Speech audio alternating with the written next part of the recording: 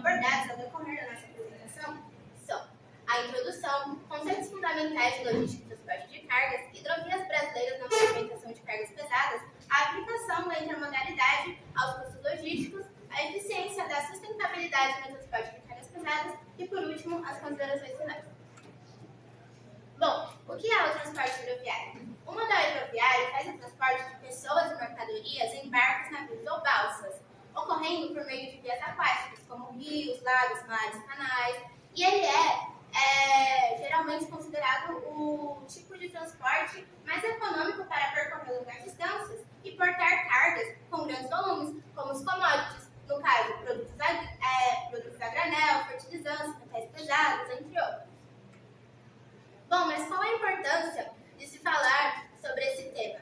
É notório que investir em sustentabilidade tornou-se um grande diferencial logístico, pois, além de fortalecer a imagem ou nome da indústria e organização como ética e responsável, atrai clientes e aumenta o engajamento de seus colaboradores.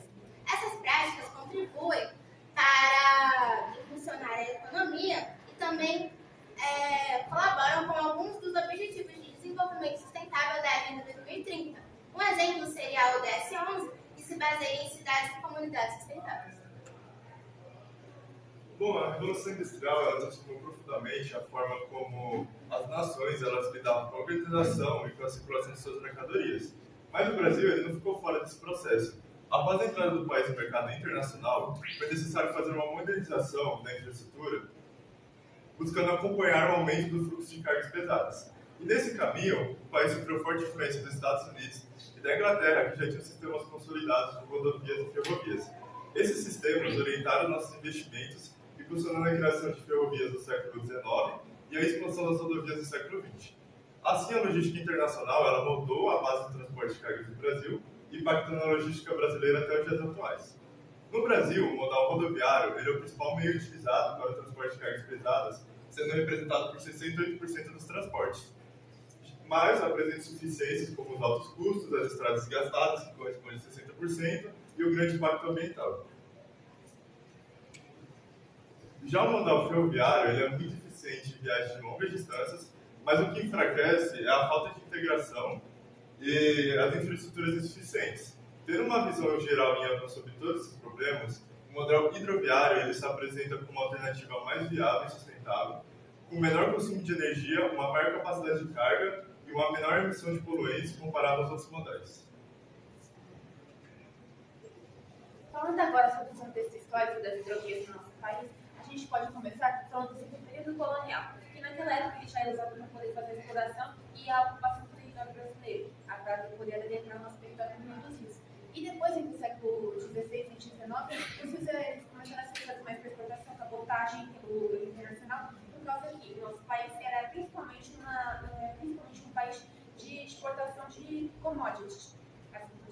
E após 1950, os investimentos do Brasil se priorizaram na área de rodovias, deixando as rodovias em segundo plano na malha internacional, na matriz internacional. Uma coisa que a gente pode considerar é que o Brasil ele não aproveita totalmente o potencial dos seus rios, por causa que ele tem aproximadamente 63 mil quilômetros navegáveis e ele somente usa 20 mil deles. É uma grande desvantagem. Uma pena, afinal, o modal é muito eficiente, ele conseguir fazer mais com menos combustível e menos tempo, além de também ser mais ecologicamente correto. E falando um pouco sobre as hidrovias no Brasil, eu vou falar um pouquinho sobre a do Paraná. E uma coisa interessante sobre ela é que ela é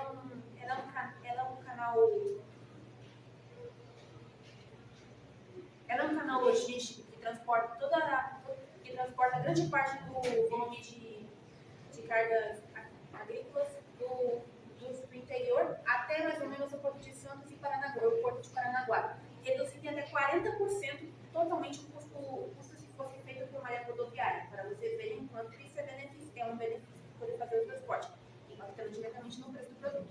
O Rio da Madeira ele também tem muita importância, porque ele vai fazer o transporte de grãos e combustíveis do interior do norte do Brasil até o Oceano Atlântico. O Tocantins-Araguaia, que ele também porte de minérios e grãos, e hoje em São Francisco, que é onde a gente escolhe para a navegação de hidroviária. Mas para o futuro, a gente pode ir explicando algumas coisas do seguinte, como, por exemplo, a redução de custos, que a tendência é o modal hidroviário se tornar cada vez mais eficiente e assim reduzindo os custos locais. Além do que, a emissão de poluentes, com a utilização do metanol, ao invés de outros combustíveis, para poder tornar ainda mais eficiente esse negócio todo. Obras de modernização que estão previstas pela expansão da PNL, do Plano Nacional Logístico, que prevê a expansão do modal hidroviário na matriz energética, na matriz brasileira. Então, agora falando sobre a aplicação da intermodalidade nos custos logísticos. Primeiramente, o que é intermodalidade? A intermodalidade é o uso de dois modais ou mais em uma mesma operação logística. Eu queria dar um exemplo para vocês de nossa visita por estudantes, organizada pelo nosso professor de Aradia, e a escola conseguiu nos proporcionar esse belo momento, onde a gente viu a aplicação dessa intermodalidade na prática. Eles começam inicialmente usando o transporte rodoviário, ou seja, os caminhões. A maior parte dos caminhões são direcionados até a linha ferroviária, e da linha ferroviária chega até a balsa, ou seja, o Porto de Santos. E aí, lá na balsa, que aqui não tem mais o que mostrar para vocês, mas eles têm guindastes, onde eles fazem movimentações de cargas, tanto do navio que eles carregam os navios, tanto da linha ferroviária para carregar os navios, e também fazer a movimentação de cargas da balsa, porque lá é como se fosse um estoque e tem muitos contêineres ao redor. E certo, daí o navio ele vai entregar onde ele vai entregar, e daí vocês me perguntam, Mário, como que isso impacta os custos logísticos? Como que a intermodalidade impacta os custos logísticos? E como a Gabi disse anteriormente, o uso a longa distância do modal hidroviário consegue reduzir grandíssimas quantidades. Para você parar para pensar, vou mostrar um comboio, para vocês verem como é um comboio hidroviário. Ele é como se fosse vários navios interligados. E eles conseguem carregar até mais de 70 mil toneladas de carga pesada. Ou seja, imagina como seria complicado um caminhão. Seriam cerca de 200 caminhões aproximadamente para chegar perto da carga que um único comboio hidroviário consegue carregar. A longas distâncias, isso ia desgastar as estradas, o frete seria incrivelmente caro e não seria nem um pouco sustentável. Bom, vou falar agora da eficiência e sustentabilidade no transporte de cargas. Primeiramente, a sustentabilidade ela é no transporte de carga ela é basicamente o equilíbrio entre sociedade, meio ambiente e economia. Ou seja, garantir que as operações funcionem de maneira eficiente sem destruir os recursos naturais das próximas gerações. Já a eficiência na logística é você fazer mais com menos. Ou seja, você transportar uma alta quantidade de cargas em menos tempo, mais rápido, com menor custo e com mais segurança.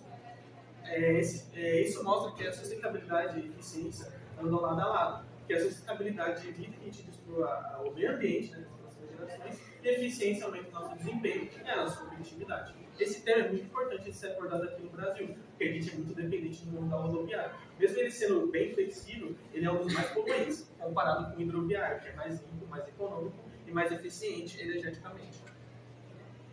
Aqui a gente tem um gráfico que a gente fez no nosso questionário, e a gente perguntou se eles consideram importante que o transporte de cargas pesadas seja feito por um modal que seja, como pode dizer, melhor para o meio ambiente. E mais de 95% das pessoas acham que sim, concordam que sim, que devia ser mais sustentável. Mas, para a integração desse tipo de transporte, dessa hidrovia, existem vários tipos de desafios. Temos os principais como a infraestrutura insuficiente. A gente não tem um tal adequado, a infraestrutura adequada para comportar essas hidrovias. Então, acaba dificultando a integração desse transporte. Temos também a falta de terminais intermodais. Como eu disse, não tem infraestrutura, a gente não tem um local específico para ter essa ligação da intermodalidade e a gente acaba não usando tanto. Isso encaixa junto com a baixa integração entre os modais. Por a gente não ter esses terminais, a gente não usa. E isso, como uma aumenta os custos e gera muitos atrasos.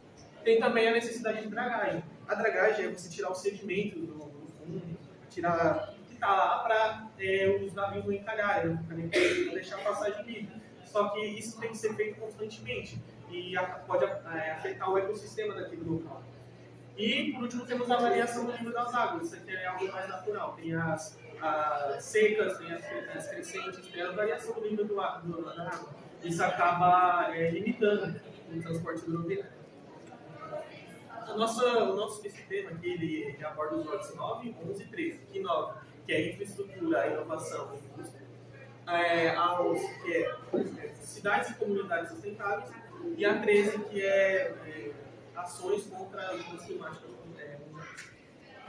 Aqui é o nosso questionário, que teve um total de 54 respostas de todos que a gente entrevistou, sendo com menos de 20 anos sendo a maior parte dos respondentes, e também tendo a predominância do gênero feminino com as pessoas que responderam. O nosso gráfico nossa pesquisa foi feita de maneira quantitativa, e eu coloquei esse gráfico aqui porque outro desafio que eu queria mencionar é a conscientização, a informação. As pessoas não buscam saber.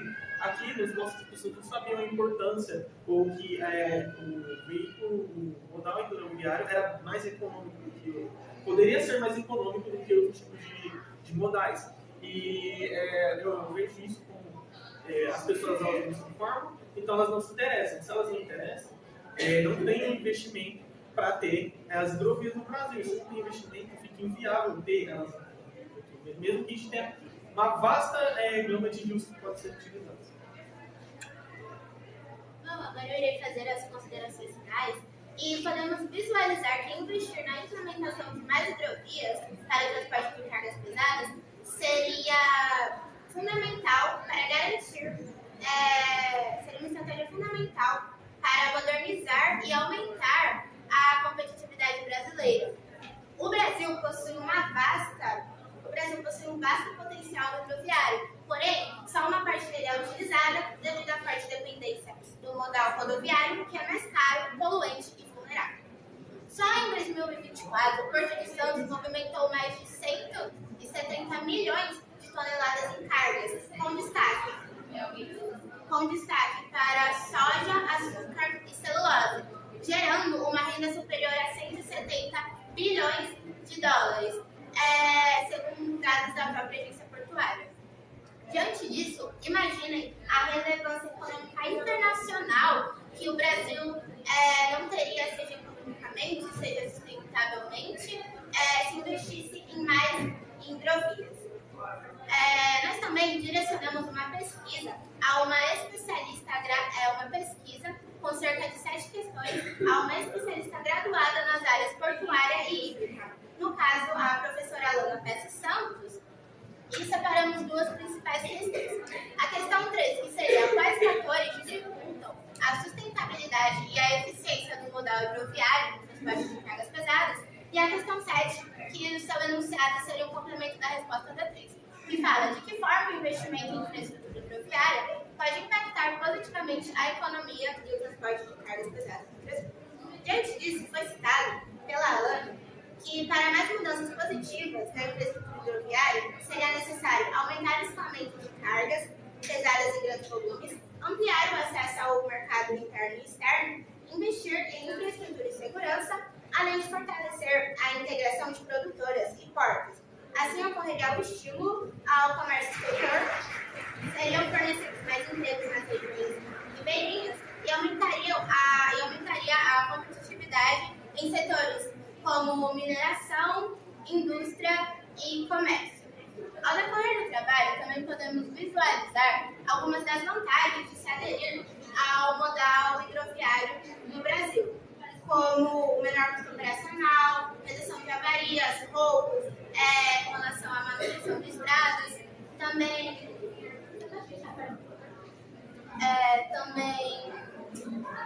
um possível potencial de utilizar biocombustíveis, como no caso o etanol, assim como também acompanhamos as desvantagens desse modal, que seriam, no caso, o assoreamento, a dragagem e um pouco da dependência climática, pois, devido a essa possível dependência, às vezes pode ocorrer das águas abaixarem e ficar mais difícil para se passar ali com o nosso modal. Foi destacada também a importância do investimento na intermodalidade, pois a integração de outros modais, como o ferroviário, hidroviário e rodoviário, possibilitariam uma otimização dos fluxos de mercadorias, rotas e prazos de entrega, assim como também na redução de gastos de